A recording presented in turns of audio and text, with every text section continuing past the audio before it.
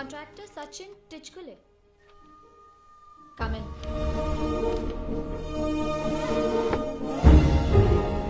Mister Tichkule, शायद आपको मालूम होगा कि हिंदुस्तान को आजादी मिले 62 साल हो चुके। आज भी इस देश में ज्यादातर लोग गरीबी रेखा के नीचे जी रहे हैं। पता है क्यों? तुम्हारे जैसे लोगों की वजह से, जो इस देश के विकास को नीचे लेकर जा रहे हैं। इस देश की सड़कें और सार्वजनिक इमारतें आपकी जेबें भरने के लिए नहीं है। मिस्टर टिचकुले, आपको बैठना है? बैठ सकते हैं। नहीं मैडम, मैं बैठ जाऊंगा, आप बोलते रहिए। MG road, station road, Bhagat Singh road, वहां पे 3 पुलिया बनाई हैं तुमने।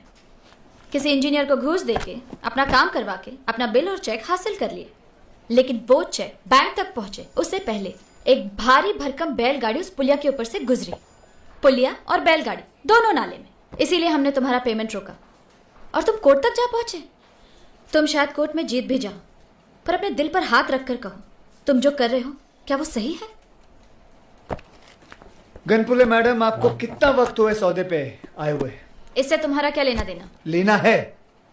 अगर तजुर्बा होता तो इस तरह एक तरफा बात नहीं करती तुम। इस देश के अंदर म्युनिसिपल कमिश्नर का कोई बहुत बड़ा ओहदा नहीं होता। सुनिए मैडम, ये पेन रखिए, आपको बताता हूं। पुलिया बनाने का खर्चा समझ लो 1 लाख रुपए होता है। इसमें से 25,000 रुपए म्युनिसिपैलिटी चलाने वाली पार्टी को देना पड़ता है। 10 से लेके 15,000 मुझे देना पड़ता है टेंडर अमाउंट पता करने के लिए। अगर टेंडर अमाउंट मिल गया तो दूसरे 10,000 देने पड़ते हैं कॉन्ट्रैक्ट ऑर्डर हाथ में लाने के लिए। बाद में कंप्लीशन सर्टिफिकेट के लिए 15,000 इंजीनियर को देना पड़ता है। बिल तैयार करने के लिए क्लर्क को 5,000 देने पड़ते हैं और चेक पाने के लिए मुझे उतना ही पैसा अकाउंटेंट को देना पड़ता है। कुल मिला के हो जाते 75,000 और उसके बाद बचते 25,000। आप चाहती है कि उस 25,000 के अंदर मैं एक मजबूत पुलिया बनाऊं और देश का विकास करूं, और मुझे क्या मिलेगा? तंबोरा। मां का मंगलसूत्र, पिताजी की घड़ी गिरवी रख के पुलिया बनाकर देश का विकास नहीं करना मुझे।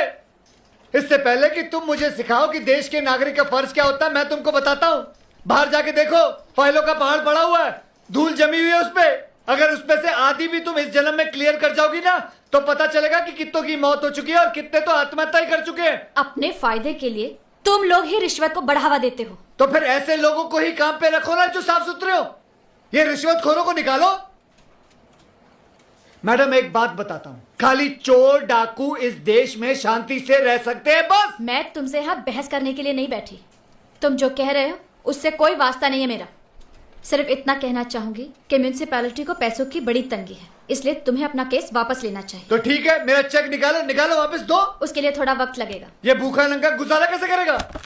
अगर ये केस वापस नहीं लिया तो ये धमकी किसी और को देना, समझे ना मैडम? मुझे समझ नहीं आती, तुम अपने आप को इतना नीचे कैसे गिरा सकते हो? तुम तो गांधीवाद को गले लगा के न्याय, नीति और इंसाफ की बातें करते थे। कहां मर गई वो सब चीजें? टीचर का इंसाफ करो। मैं उसी की चिंता करता हूं। गुजारा करने के लिए और भी कई रास्ते हैं। तबीयत तो अभी भी अच्छी खासी है, हल चलाकर खेती कर सकते हो, कुली बन सकते हो, मच्छी बेचो। अभी तुम जो कर रहे हो उससे तो कई ज्यादा अच्छे काम है ये। बकवास मत करो, संभाल के बात करो। अपनी कुर्सी का रोक तो मुझे मत दिखाओ, समझी ना? याद रखना, सचिन टिचकुले पीछे हटने वालों में से नहीं है। ये केस मैं आगे तक लेके जाऊंगा। जरूरत पड़ी तो सुप्रीम कोर्ट का दरवाजा खटखटाऊंगा। इस म्युनिसिपैलिटी को खोद खोद के ना तालाब बना दूंगा, उसमें तैरती हुई नजर आओगी तुम।